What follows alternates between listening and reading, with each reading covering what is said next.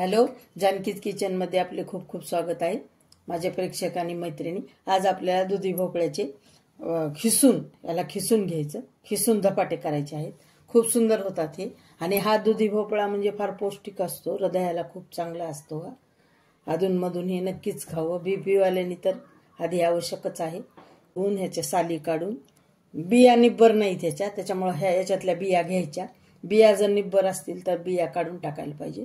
तर ह्या कोवळ्या आहेत, त्यामुळे हा खिसून घ्यायचा आहे आपल्याला. ही साली काढून स्वच्छ धुवून.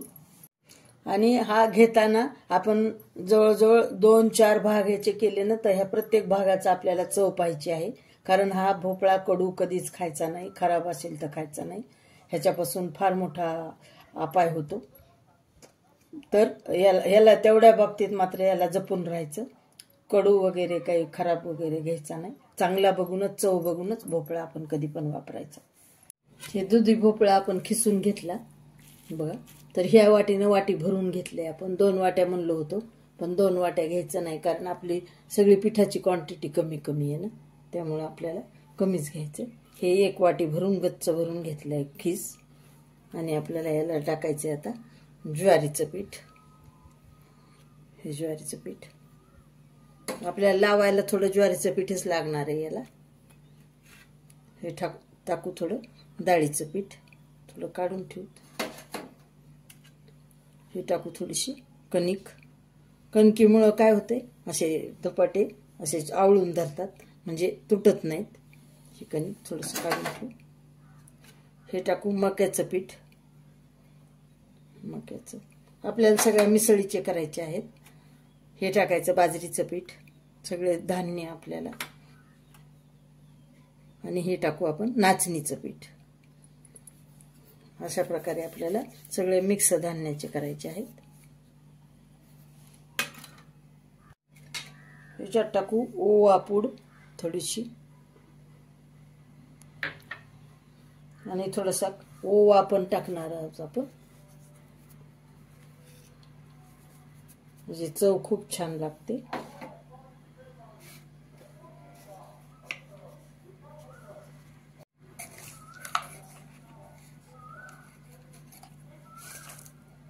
आपण हिंग टाकणार आहोत, थोडंसं हिंग. आता टाकू जिरेपूड.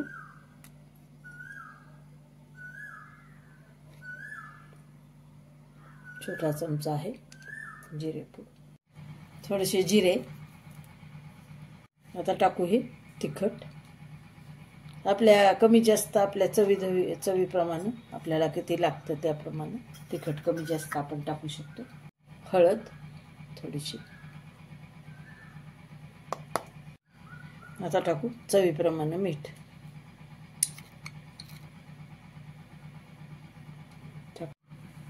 आता टाकू कोथिंबीर.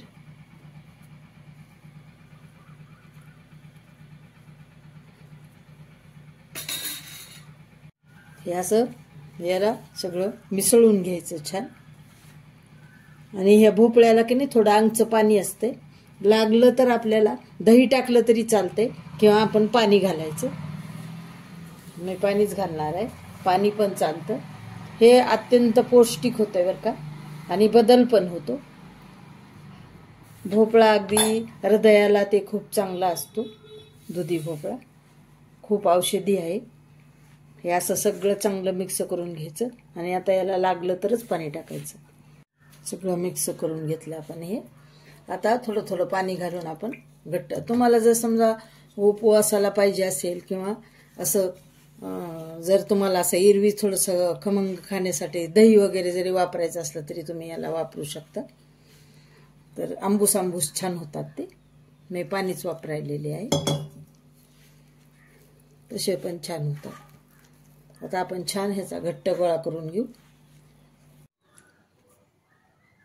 हे अशा प्रकारे आपला गोळा तयार झाला, छान तिंबून. हे आपण ज्वारीचं पीठ लावायला घेतले. हे आपण साजूक तूप घेतले त्याला लावायला धपाट्याला. आपल्याला एक एक करून आता धपाटे आपल्याला करून घ्यायचे. याचे गोळे करून असे छोटे छोटे करून घ्यायचे. आपल्याला पाहिजे तसे छोटे मोठे करता येतात. छान होतात हे चवीला धपाटे, खूप छान होतात.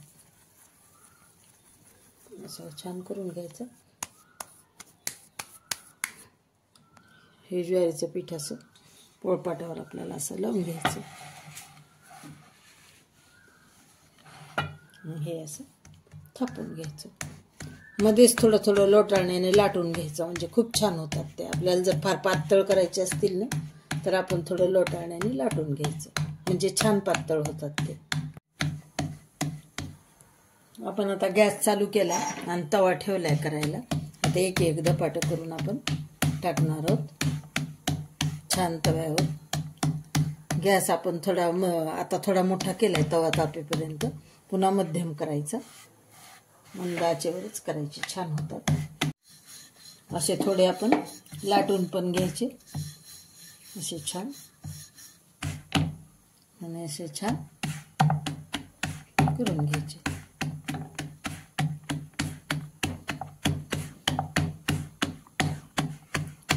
आता आपला तवा पण तापायलेला आहे, आपण त्याच्यावर टाकून घ्यायचे.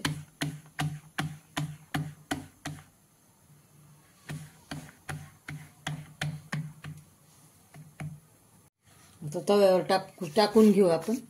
असं पीठ थोडं हाताने हे करून घ्यायचं, टाकून घ्यायचे.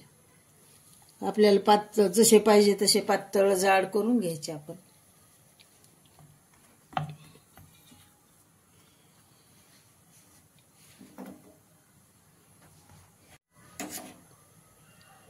असं तूप सोडून घ्यायचं, असं असं असं छान.